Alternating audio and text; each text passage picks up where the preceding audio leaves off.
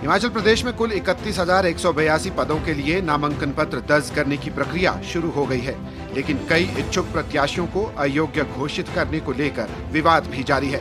प्रदेश सरकार ने पंचायती राज एक्ट 1994 के तहत आंगनबाड़ी कार्यकर्ता और सहायिका, मिड डे मील वर्कर, सरकारी वाटर कैरियर, सहकारी समितियों के सेल्समैन और सेक्रेटरी और जिन व्यक्तियों ने सरकारी जमीन पर अतिक्रमण किया है और उनके अलावा चिट्टा तस्करी में जिनके खिलाफ चार्जशीट दाखिल की गई हो, ऐसे व्यक्तियों को चुनाव लड़ने के लिए अयोग्य घोषित किया था।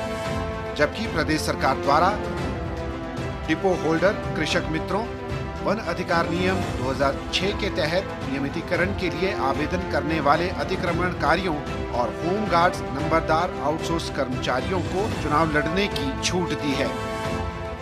इस बीच प्रदेश उच्च न्यायालय ने रीना देवी व अन्य मामलों पर सुनवाई करते हुए आशा कार्यकर्ताओं के चुनाव लड़ने का रास्ता साफ कर दिया है। हाईकोर्ट ने राज्य सरकार द्वारा आशा कार्यकर्ताओं को पंचायत चुनाव लड़ने के लिए अघोषित करने के आदेश पर अंतरिम रोक लगा दी है।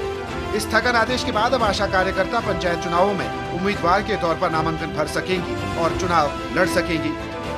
न्यायाधीश विवेक सिंह ठाकुर और रंजन शर्मा की खंडपीठ ने 2 मई 2026 को लिए गए फैसले के क्रियान्वयन पर अगले आदेश तक रोक लगा दी है। प्रदेश हाईकोर्ट ने पंचायत चुनाव में आशा वर्कर को चुनाव लड़ने की अनुमति और आरक्षण रोस्टर में बदलाव को लेकर फैसला सुनाया।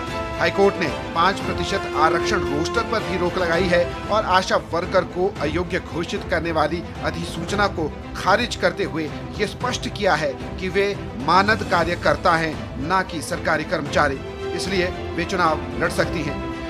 वहीं अदालत ने 5% आरक्षण रोस्टर के तहत सरकार की अधिसूचना को खारिज कर पुरानी नियमावली के अनुसार चुनाव करवाने के निर्देश दिए हैं। हालांकि अदालत ने सरकार और राज्य चुनाव आयोग को इस मामले में अपना जवाब दाखिल करने के लिए 2 सप्ताह का समय दिया है।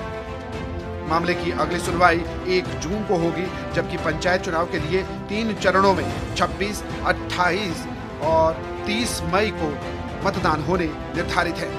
प्रदेश सरकार पहले ही पंचायत चुनाव में देरी कर विपक्ष के निशाने पर है और फिर उपायुक्तों को रोस्टर निर्धारण की शक्तियों को भी हाईकोर्ट ने ही निरस्त किया था और अब एक बार फिर हाईकोर्ट के माध्यम से सरकार को झटका लगा है।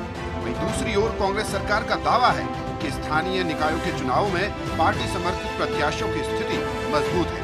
अब ये तो चुनाव परिणाम ही बताएंगे कि प्रदेश की जनता व्यवस्था परिवर्तन की नीतियों को कितना मान देती है।